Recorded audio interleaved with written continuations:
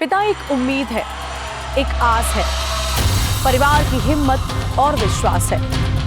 बाहर से सख्त, अंदर से नरम है। उसके दिल में दफ्न कई मर्द हैं। तो फिर ऐसा क्या हुआ कि एक बाप ही अपनी बेटी का कातिल बन गया? क्या हुआ जो एक बाप ने ही अपनी ही बेटी पर गोली चलाकर उसकी हत्या कर दी और फिर उसे सूटकेस में पैक करके मथुरा के राया इलाके में फेंक आया? हम बात कर रहे हैं मथुरा की उस सनसनी वारदात की जिसमें एक बाप ने ही अपनी बेटी को मार डाला। मामले की तह तक जाने पर मालूम हुआ कि मामला ऑनर किलिंग का है। लेकिन मन में फिर भी यही सवाल आता है कि एक पिता ही अपनी बेटी से इतनी नफरत कैसे कर सकता है? आज के इस एपिसोड में आपको हम इस केस से जुड़ी हर वारदात बताएंगे, पूरी कहानी बताएंगे, साथ ही ऑनर किलिंग के बारे में भी हम चर्चा करेंगे। बीते 18 नवंबर की सुबह 11 बजे यमुना एक्सप्रेसवे की सर्विस रोड पर कृषि अनुसंधान केंद्र के पास झाड़ियों में लाल रंग के ट्रॉली बैग में खून से लथपथ एक युवती का शव मिलता है। देखने से ऐसा लग रहा था कि युवती की गोली मारकर हत्या की गई थी। पुलिस ने लड़की की पहचान के लिए तमाम कोशिशें की। लड़की के पोस्टर्स लगवाए गए, गुमशुदगी की रिपोर्ट्स चेक करी, आसपास के सीसीटीवी चेक किए गए। काफी मशक्कत के बाद लड़की की पहचान आयुषी के रूप में हुई। वो अपने परिवार के साथ दिल्ली के बदरपुर इलाके में रहती थी। उसकी उम्र यही कुछ 21 साल है। वह दिल्ली में रहने वाले नीतेश यादव की बेटी है। पिता ने ही बेटी के सीने पर गोली मारी थी। इसके बाद सूटकेस में पैक कर फेंक दिया था। पुलिस सूत्रों के अनुसार पिता ने यह स्वीकार भी कर लिया है कि उसने ही अपनी आन के लिए अपनी बेटी आयुषी को मारा है। एसपी सिटी ने मामले का खुलासा करते हुए बताया कि पिता ने गोली मारकर बेटी की हत्या की थी। हत्याकांड में मां ब्रजबाला भी शामिल थी। मृतक युवती के भाई ने आयुषी की पहचान करी है। माता पिता ने शिनाख्त करने से भी इनकार कर दिया है। एसपी ने बताया कि 200 से अधिक सीसीटीवी फुटेज खंगालने और 20,000 से अधिक मोबाइल ट्रेस करने के बाद पुलिस दिल्ली पहुंची थी। नीतीश का परिवार मूल रूप से गोरखपुर का रहने वाला है। हालांकि परिवार कई साल से दिल्ली के बदरपुर मोड़ पर बंद इलाके में रहता है। क्यों करी आयुषी के पिता ने ही उसकी हत्या? पुलिस ने बताया कि आयुषी बिना घर से बताए कहीं चली गई थी। उसने 1 साल पूर्व छत्रपाल नाम के एक युवक से आर्य समाज मंदिर में शादी कर ली थी।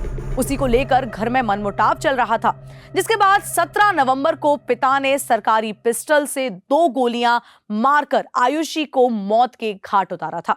उसी रात आयुषी के शव को सूटकेस में रखकर उसे झाड़ियों में फेंक दिया था।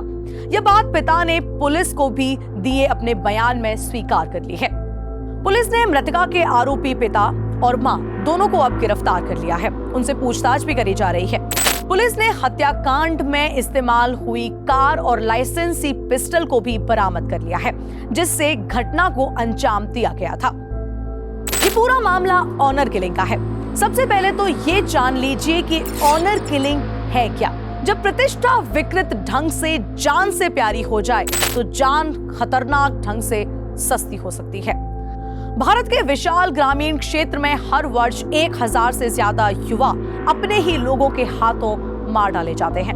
इनमें से 900 तो अकेले पंजाब, हरियाणा और पश्चिमी उत्तर प्रदेश में मारे जाते हैं। इन हत्याओं को ऑनर किलिंग यानी कि इज्जत के लिए कत्ल कहा जाता है और ऐसे ही हर हत्या के लिए प्रत्यक्ष तौर पर जाति या धर्म की पवित्रता का बहाना बनाया जाता है। ये सारी हत्याएं शादियों से जुड़ी होती हैं और इनका स्रोत होता है हर समुदाय के अपने अपने अजीबोगरीब नियमों का ढांचा, जो जातियों की परतों में बंटे समाज में विजातीय विवाह के ढांचे पर सवार होता है। जिस देश में प्रेम विवाह को एक विशेष प्रकरण माना जाता है, अपने जीवन साथी का चुनाव करने की सजा आमतौर पर उन लोगों का परिवार ही तय कर देता है जो ऐसा करने की हिमाकत करते हैं। खाप पंचायत जैसे परंपरागत जातिगत संगठनों से समर्थन प्राप्त या अपराध करने वाले अपने आप को सामाजिक व्यवस्था का रक्षक समझते हैं। तो चलिए अब ये भी जान लीजिए और समझ लीजिए कि ऑनर किलिंग पर सजा का क्या प्रावधान है भारत में। ऑनर किलिंग के लिए आईपीसी की धारा 299 और 304 क्या होता है इसमें? किसी भी व्यक्ति को हत्या और गैर इरादतन हत्या के लिए दोषी ठहराए जाने पर सजा दें। हत्या के लिए सजा आजीवन कारावास या मृत्यु और जुर्माना है। गैर हत्या के गैर इरादतन हत्या के लिए सजा आजीवन कारावास या 10 साल तक की कैद और जुर्माना है। वही बात धारा 307 की करें तो जान से मारने की धमकी देने पर 10 साल तक की कैद और जुर्माना। यदि कोई व्यक्ति घायल हो जाता है तो उसे सजा को आजीवन कारावास तक बढ़ाया जा सकता है। धारा 308 गैर इरादतन हत्या के प्रयास के लिए 3 साल तक की कैद, जुर्माना या दोनों का प्रावधान। यदि यह चोट का कारण बनता है तो व्यक्ति को कारावास या 7 साल तक का जुर्माना या दोनों हो सकते हैं।